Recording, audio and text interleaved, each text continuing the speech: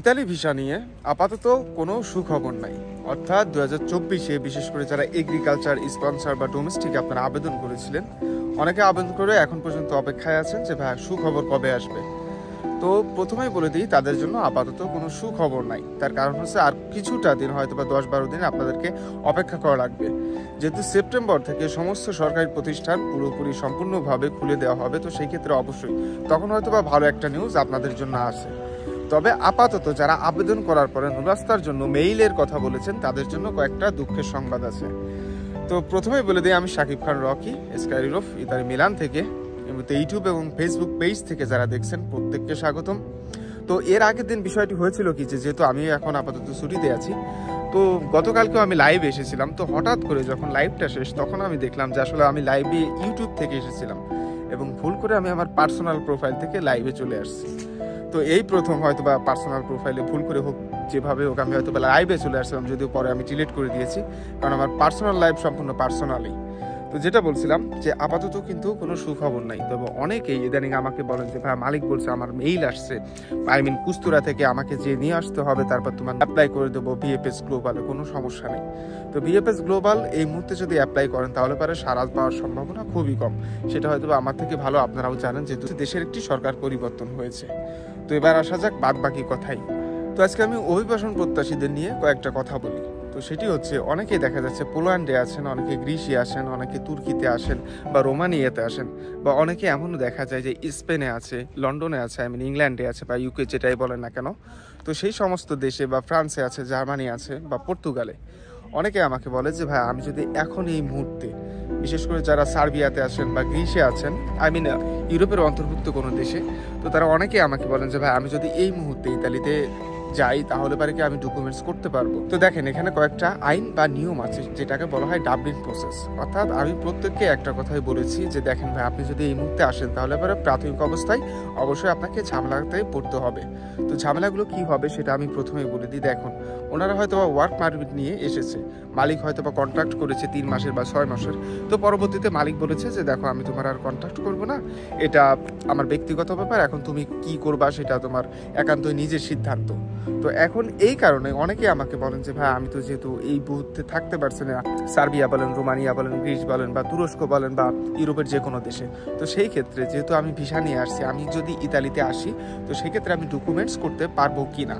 তো তাদেরকে আমি একটা কথাই বলেছি, যেহেতু আপনারা একটা ফিঙ্গার ওইখানে দিয়েছেন, অর্থাৎ ফিঙ্গার এমন একটা জিনিস যে আপনি প্রাথমিক অবস্থায় যেখানে যে দেশে আসবেন, এই দেশে কিন্তু একটা ফিঙ্গার থেকে যায়, যেটা ইউরোপীয় ইউনিয়নের অন্তর্ভুক্ত প্রত্যেকটা দেশে, আপনি যে দেশেই যান না কেন, সেটা ইতালি হোক, ফ্রান্স হোক, জার্মানি হোক বা লন্ডন হোক বা সুইজারল্যান্ড হোক, যেখানে আপনি যাবেন না কেন, আপনার ওই ফিঙ্গারটা কিন্তু অটোমেটিক চলে আসবে। অর্থাৎ এর আগেও আপনি একটা দেশে ছিলেন বা ওয়ার্ক পারমিট নিয়ে সেখানে ছিলেন, বা সেখানে আপনার প্রাথমিক অবস্থায় আশ্রয়ের জন্য আবেদন করেছিলেন। তো এই মুহূর্তে আপনি যদি ভাবেন যে না ঠিক আছে, আমি যদি ইতালিতে যাই বা ফ্রান্সে যাই বা গ্রিসে বা জার্মানিতে যাই, তো সেই ক্ষেত্রে আমি বৈধভাবে ডকুমেন্টস করতে পারবো বা থাকতে পারবো কিনা। তো দেখেন, হয়তো বা অনেকটা ঝামেলা হবে।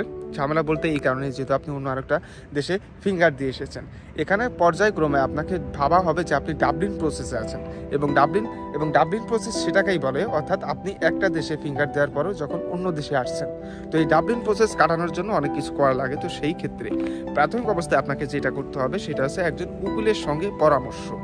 অবশ্যই একজন উকিলের সঙ্গে পরামর্শ করলে পারে, তারা কিন্তু আপনাকে বিভিন্ন বিষয়বস্তু সম্পর্কে জ্ঞান দিতে পারবে যে না এইভাবে এই কাজ করলে পারে হয়তো বা আপনার গভর্নমেন্ট মেনে নেবে।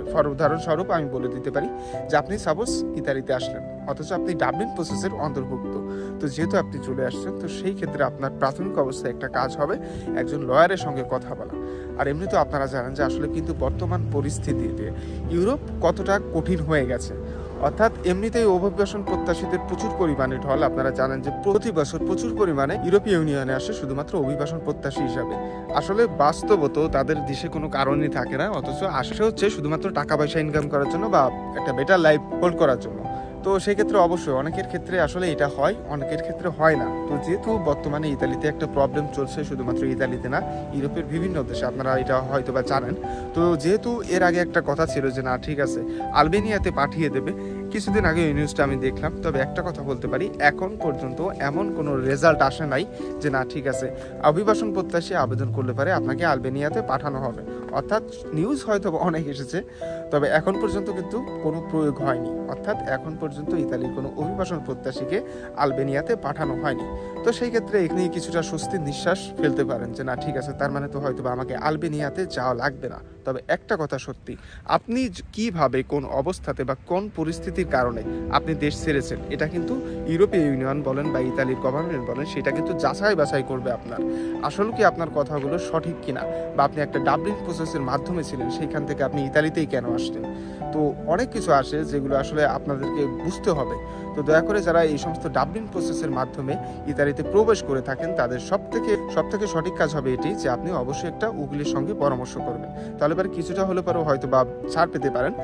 তবে তারপরেও বলতে পারি, ডাবলিন প্রসেসে সচরাচর যারা ইউরোপে ইউনিয়নের বিভিন্ন দেশ, যেমন আপনি যদি ইতালি থেকে ফ্রান্সে আসেন বা ফ্রান্স থেকে ইতালিতে আসেন, তো এই সমস্ত ক্ষেত্রে একটু প্রবলেম হয়, এটা সত্যি। আর আপনার ডকুমেন্টস কখনোই বলা যায় যে প্রাথমিক অবস্থায় না হওয়ার সম্ভাবনাই সব থেকে বেশি। তো সেক্ষেত্রে আপনাকে বছরের পর বছর হয়তো বা অপেক্ষা করা লাগবে।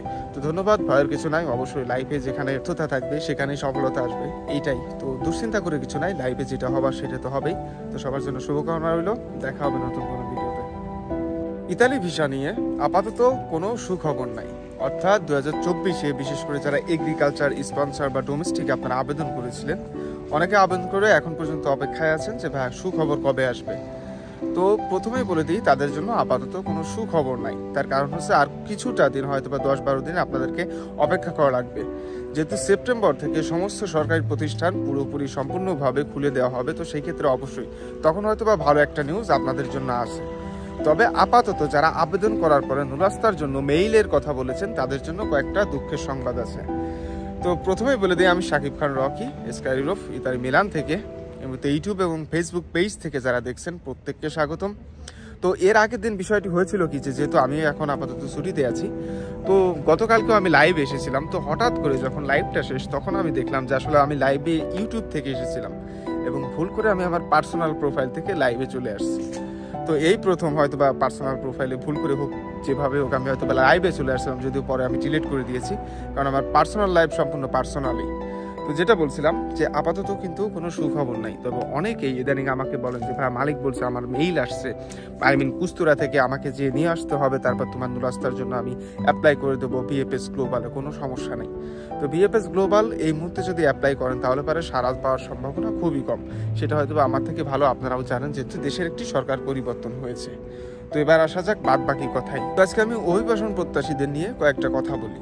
তো সেটি হচ্ছে, অনেকেই দেখা যাচ্ছে পোল্যান্ডে আসেন, অনেকে গ্রিসে আসেন, অনেকে তুর্কিতে আসেন বা রোমানিয়াতে আসেন, বা অনেকে এমনও দেখা যায় যে স্পেনে আছে, লন্ডনে আছে, ইংল্যান্ডে আছে বা ইউকে, যেটাই বলেন না কেন। তো সেই সমস্ত দেশে বা ফ্রান্সে আছে, জার্মানি আছে বা পর্তুগালে।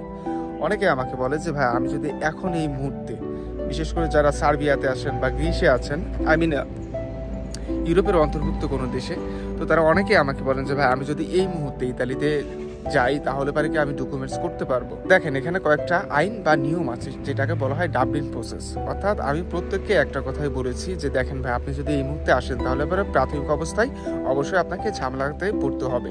তো ঝামেলাগুলো কি হবে সেটা আমি প্রথমেই বলে দিই। দেখুন, ওনারা হয়তো বা ওয়ার্ক পারমিট নিয়ে এসেছে, মালিক হয়তো বা কন্ট্রাক্ট করেছে 3 মাসের বা 6 মাসের। তো পরবর্তীতে মালিক বলেছে যে দেখো আমি তোমার আর কন্ট্রাক্ট করবো না, এটা আমার ব্যক্তিগত ব্যাপার, এখন তুমি কি করবা সেটা তোমার একান্তই নিজের সিদ্ধান্ত। তো এখন এই কারণে অনেকে আমাকে বলেন যে ভাই আমি তো যেহেতু এই